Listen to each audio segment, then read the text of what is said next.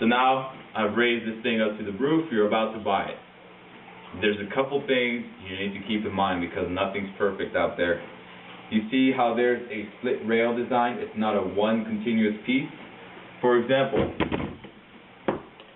let's look back at this Masada here. We have a one-piece continuous rail, so there's no problem about any real estate. For example, I can get this magnifier back here, screw it on real quick, and then I can get my holographic sight.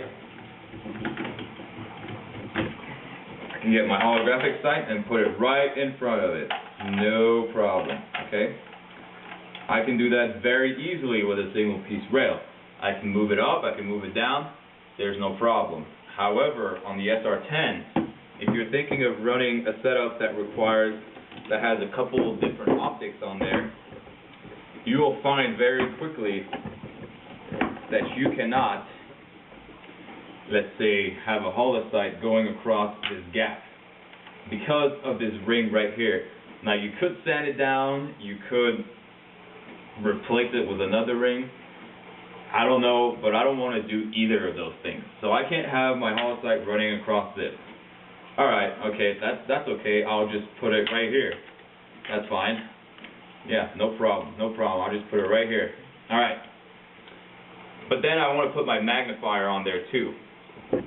Now I'm not going to put it up here, okay, because the eye relief on this thing needs to be as far back as possible. Now this right here, this giant gap in the middle, you can see me through it.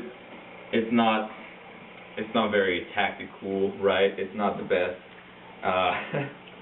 It still works, but these holo sights, these replica ones at least I know, they kind of have like tinted lenses, and the further away you are, the darker it gets, and through the magnifier, it kind of tends to be a pain.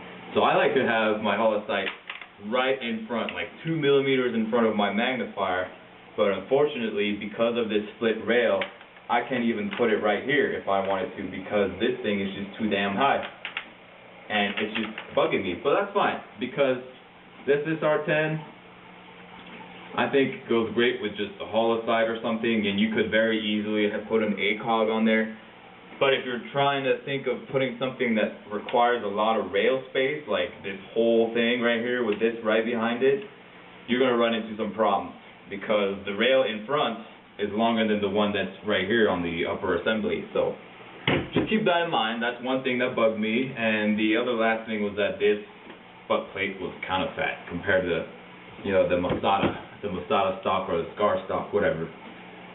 But overall, if you're looking for a gun that doesn't require any upgrades, it shoots wonderfully out of the box, and it will last you a long time, then get this. Look, I know $400 is not the cheapest amount ever, but check this out. I paid $300 for this guy right here. I basically like changed out all the gears inside, changed out piston heads, air nozzles, hop-ups, all that stuff. The bill in the end ends up being more than $400. Not only because in parts, but time. Time you spend opening up your gearbox, and if you've never done it before, it's more time that you're going to spend learning on how to work on your gearbox, how to open it, how to put it all back together, and then once it's all put back together and you're just like, oh my god, finally I'm done, and you shoot it and something's wrong, you've got to go back in there and fix it, right? KWA makes very high quality guns, very high quality gearbox. You don't need to do anything to it, okay? You get good range. Just don't even touch it. Just use it how it is. Don't do anything to it. Don't screw it up anyway.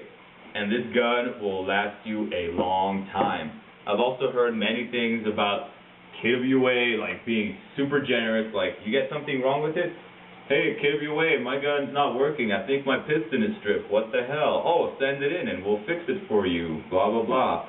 It's like they have really good customer service too, so you're kind of like guaranteed that if anything goes wrong with your gun, they'll fix it for you. You don't need to worry about anything.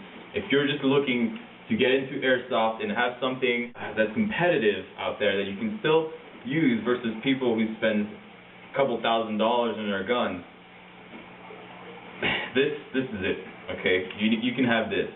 Now remember, there's also other variants. If someone told you, oh, check out the KWA SR10, there's a reason why it's called SR10. SR10 is this 4 or 5 millimeter barrel length. Then you have the SR12, which is the full stock M16, and it has an even longer barrel.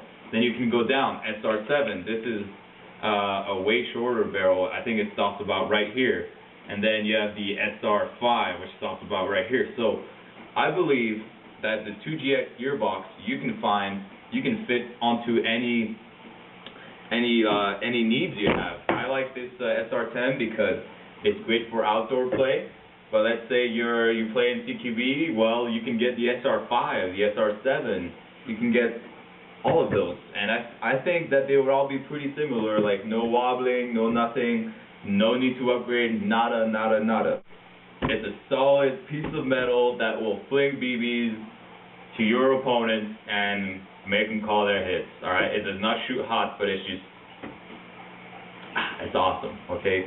So thanks for watching, guys. This is Dyermaker from Diamondbacks, and make sure to like this video, subscribe for more videos coming around. We're going to have different people from the team doing reviews on their guns, and this is probably going to be the most generic review because here I am just talking about a KWA SR10 and how awesome it is, and I haven't done anything to it, but just wait and see, because from the California division we have Dutch.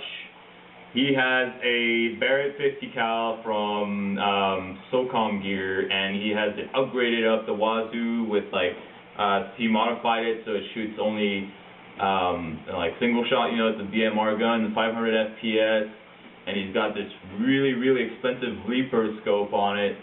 It's awesome. So hopefully he's gonna do a video on that. Then there's Pac-Man, and he's got like 6 guns that are upgraded like crazy. And then on the Colorado side, we've got Caddyshack, and he's got an M14 with a Troy MCS kit on it, and it's just awesome. Alright, it's way out of my league. This is like the least cool thing you're gonna see, but just subscribe to see all that stuff I'm talking about, and we're gonna have gameplay videos from the California side. We're gonna have Tac City, Jericho, whatever, and then Colorado. We're gonna go to the weekly pickup games down in Pike National Forest and get some footage. So once again, it really makes me feel good if you like, subscribe, and comment on the video. Tell me what I should do next. Do you guys want to see a review on my Masada? Do you guys want to see reviews on the airsoft fields? Whatever, just write a comment down below and tell me what you want to see, and I'll reply to you. Alright? This is Dyermaker from Diamondbacks. Good hunting.